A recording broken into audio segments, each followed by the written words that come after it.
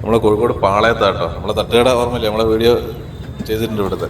അപ്പോൾ എന്തേ കയറി ഒരു ഓംലെറ്റ് അടിച്ചിട്ട് നമുക്ക് വേറെ ലൈറ്റിങ്ങിൻ്റെ പരിപാടി കാണാൻ പോകട്ടോ. ഏട്ടാ രണ്ട് ഇഡ്ഡലി വേണേ, ഇഡ്ഡലി സെറ്റാക്കി എടുത്തോളൂ. അപ്പോളേ ഇവിടുത്തെ വീഡിയോ നിങ്ങൾ കണ്ടിട്ടുണ്ട്. നമ്മളെ ഏകദേശം ഇൻസ്റ്റാഗ്രാമിലൊക്കെ ഏകദേശം ഒരു 20 മില്യണോളം ആൾക്കാരെ കണ്ട വീഡിയോ നമ്മൾ തന്നെ ചെയ്ത് തന്നിട്ടു. എപ്പോൾ വന്നാലും ഭയങ്കര തിരക്കേക്ക് ആ ഓംലെറ്റ് അടിക്കുന്നത്. ഒന്ന് ഒരു ഓംലെറ്റും സിംഗിൾ ഓംലെറ്റ് വരണേട്ടാ, സിംഗിൾ പെട്ടെന്ന് കിട്ടും കേട്ടോ. ആൾക്കാരൊക്കെ നിൽക്കുന്ന നോക്കണ്ട, ഞാനത് ഫാസ്റ്റ് അടിക്കാണ്ട് വീഡിയോ എടുക്കാം. നിങ്ങൾ എത്ര സെക്കൻഡ് കൊണ്ടാണ് ഒരു ഓംലെറ്റിലോട്ട് പരിപാടി ചെയ്യുന്നത് അത് നോക്കി വെച്ചോളൂ. അതാണ് ഭയങ്കര സ്പീഡ്. നമ്മൾ ഫാസ്റ്റസ്റ്റ് ഓംലെറ്റ് എന്നൊക്കെ പറഞ്ഞാൽ ഒരുപാട് ഇന്ത്യക്കാരൊക്കെ വീഡിയോ ചെയ്തിട്ടുള്ള സ്പോട്ടാണ് നമ്മൾ പാളയം ജംഗ്ഷനിൽ തന്നെ. അപ്പോൾ എന്തായാലും ആ ഒരു സിംഗിൾ ഓംലെറ്റും കൂടി കിട്ടിയാൽ അത് കഴിക്കുക. എന്നിട്ട് നമ്മളെ പാളയം നമ്മളെ തളിയമ്പലത്തിലേക്ക് പോകുന്ന റോഡിൽ അവിടെ ലൈറ്റിംഗ് ഒക്കെ ഉണ്ട്, അതൊക്കെ ഒന്ന് കാണാൻ പോകണം. അതും കൂടി നമുക്ക് വീഡിയോയിൽ ഉൾപ്പെടുത്തട്ടോ. അതുകൊണ്ട് ഒരു ഓംലെറ്റ് അടിക്കുക എത്ര സെക്കൻഡ് എണ്ണിക്കോളി, ഏകദേശം എത്ര ടൈമിനുള്ളിലാവുന്നുണ്ട്. പിന്നെ ഓംലെറ്റ് താറാവ് കോഴിയൊക്കെ കിട്ടും. ഞാൻ എന്തായാലും സിംഗിൾ ഓംലെറ്റ് കോഴിയും ചെയ്യാൻ പറഞ്ഞത്.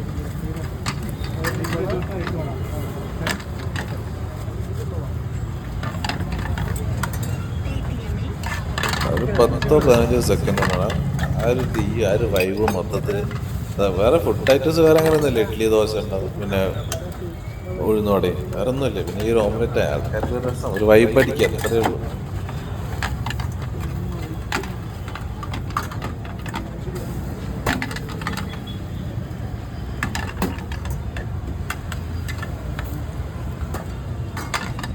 അപ്പോൾ എന്തായാലും നമ്മൾ സിംഗിൾ ഓംലെറ്റ് വന്നിട്ടുണ്ട്, ഇഡ്ഡലി വന്ന് ഞാൻ വൈഫ് ഉണ്ട് കേട്ടോ.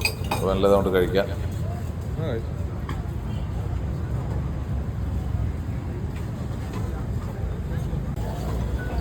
ചട്നി, ഇഡ്ഡലി അതൊക്കെ നോർമല്, അത് എവറേജ് സാധനം. പക്ഷേ ഓംലെറ്റാണ് ഒരു വൈബ്, അത്രേ ഉള്ളൂ. രാത്രി ഇങ്ങനെ ചൂടോടെ ഓംലെറ്റ് കഴിക്കുമ്പോൾ ആ ഒരു എന്താ. ഞാൻ 2 വടയും കൂടി പറയട്ടെ. ഇഡ്ഡലി ചട്നി അതിൻ്റെ കൂടെ 2 വടയും കൂടി അടിച്ചിട്ട് ഏട്ടാ 2 വട ഒന്നോട് ഒന്ന് കൊടുത്തു.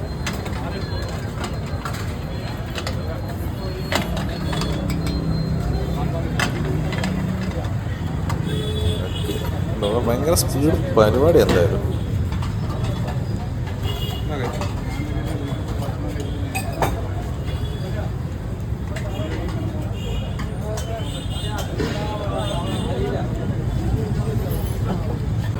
ഇത് കണ്ടില്ലേ, ഈ ആൾക്കാർ മുഴുവൻ ആ ഓംലെറ്റും വേറൊന്നും കഴിക്കാനില്ല. എന്നാലും എന്ത് തിരക്കാന്ന് നോക്കിയാട്ടെ. എപ്പോൾ വൈകുന്നേരം എപ്പോൾ നോക്കിയാലും 10-100 ആൾ ഇതിൻ്റെ ചുറ്റുമുണ്ടോ. അങ്ങനത്തെ ഒരു സ്പോട്ട് ഉണ്ടോ. അപ്പോൾ എന്തായാലും ക്യാഷ് കൊടുക്കട്ടെ.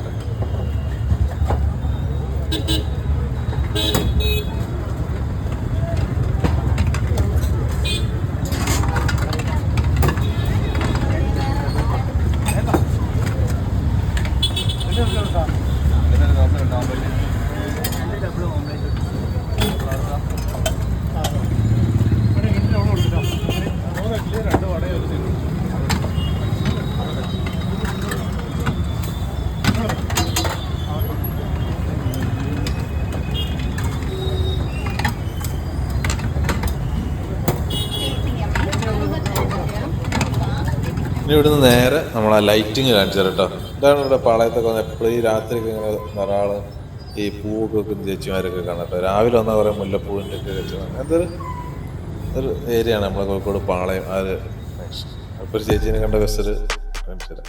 ഇതാ നമ്മളെ ഞാൻ പറഞ്ഞ ഏരിയയിൽ എത്തിട്ടോ.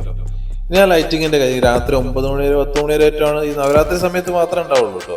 ആ സമയത്ത് ആ അമ്പലത്തിലേക്ക് പോകുന്ന വഴിയില്ലേ, അവിടെ മാരിയമ്മൻ കോവിലേക്കുള്ള വഴി, തളിയമ്പലത്തിലേക്ക് പോകുന്ന വഴി ഒക്കെ നല്ല സ്റ്റൈലാക്കി ചെയ്ത് തരുന്നുണ്ട്. കരിമ്പ് കച്ചവടവും ആ ഒരു സീസണിലെ കച്ചവടമൊക്കെ ഉണ്ടാവും. നമുക്കൊന്ന് കണ്ടോളി.